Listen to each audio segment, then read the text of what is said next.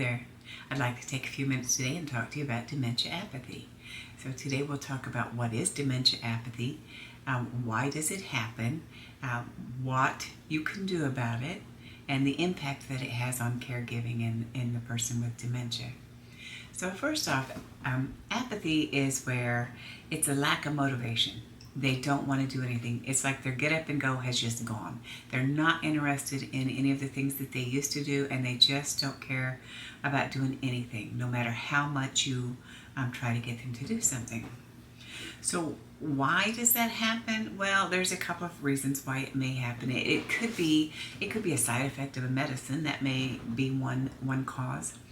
It could be that maybe they have some discomfort, maybe they're kind of hurting somewhere. Maybe they have a toothache, or they just feel their arthritis is hurting today, or whatever, and they're just not feeling motivated. But usually the cause is more of the cognitive decline. They're just not able to process things like they were before, and it's a struggle for them, so they just kind of give up on it. And then the impact that has is, it really affects their quality of life, and it makes it harder for you too, because you struggle to see them not doing anything, and you want to get them more active. So what can you do for dementia apathy? Well, there's a few things that you can do. The first thing is, if you've been a caregiver for very long at all, you have probably realized that routine is your best friend. The more of a routine that you keep them in, the better they do. So if you include an activity in your routine, so say every day at 3 o'clock we listen to music, or we dance, or something that there's a routine, or we fold clothes at this time, just something that will help them continue with doing what they were doing. And you will also need to simplify the tasks. As the dementia progresses, it gets harder and harder for them to understand what you're saying and follow commands. So if you can break it down into little simple tasks, it will work much better. So an example would be if you've got a basket of towels to fold. You're going to say, okay, let's take the basket over here.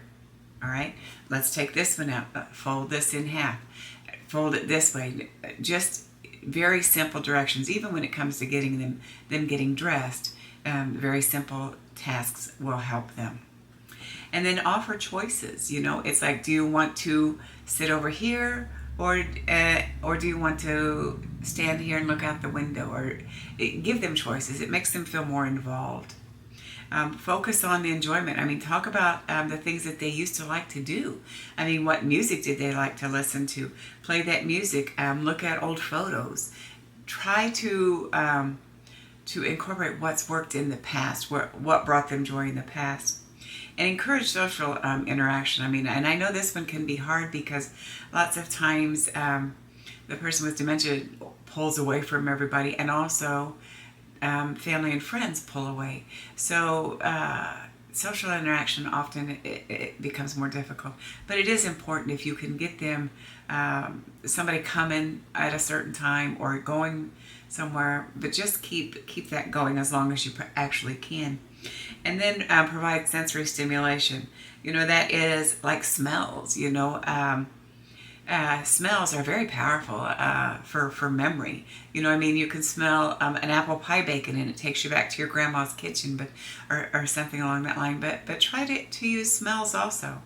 Music and smells. There's some powerful senses related to memory. And then if that doesn't work, then talk to a doctor. Talk to somebody, a support group, to see if they have some other ideas. That can help also. We have a support group for caregivers, and it's on our Facebook page, Alzheimer's in Your Home.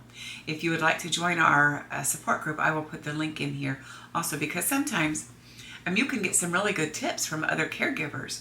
There are millions of people in the same boat that you are, so you don't have to reinvent the wheel every time. Try to get what's already working for somebody else. And then make sure that you're taking care of you, because it's very easy to do when you're a caregiver. It's such hard work. But make sure that you're refilling your cup. Make sure that you don't get too frustrated or irritable, because patience is so important for somebody with dementia. You need to be calm and happy and easygoing for them to be comfortable and cooperative. So just kind of keep that in mind, because you can't be your best self if you're not taking care of yourself. So make sure that you get a little time out somewhere each day to help replenish your soul there.